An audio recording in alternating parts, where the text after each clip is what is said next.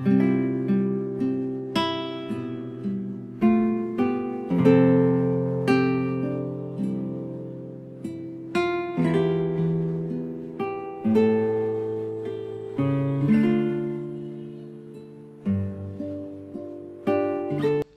mabuting balita ng Panginoon ayon kay San Juan. Noong panahong iyon, naroon uli si Juan at ang dalawa sa kanyang mga alagad. Nakita niya si Jesus na nagdaraan at kanyang sinabing, "Ito ang kordero ng Diyos." Narinig ng dalawang alagad ang sinabi niya at sumunod sila kay Jesus.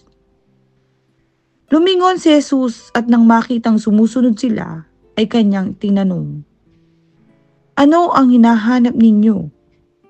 Sumagot sila, "Saan po kayo nakatira, Rabi?"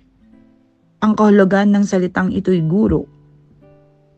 "Hali kayo at tignan ninyo," ani Jesus.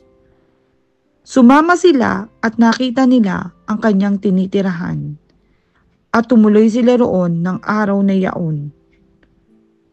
Nooy mag-iika-4 na ng hapon. Ang isa sa dalawang nakarinig kay Juan at sumunod kay Jesus ay si Andres na kapatid ni Simon Pedro. Una niyang hinanap ang kapatid niyang ito at kanyang sinabi sa kanya, "Natagpuan na namin ang Mesiyas." Ang kahulugan ng salitang ito'y Kristo. At siya'y isinama ni Andres kay Jesus. Tinignan ni Jesus si Simon at sinabi sa kanya, "Ikaw si Simon na anak ni Juan.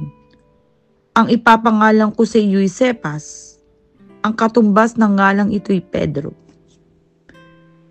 Ang mabuting balita ng Panginoon.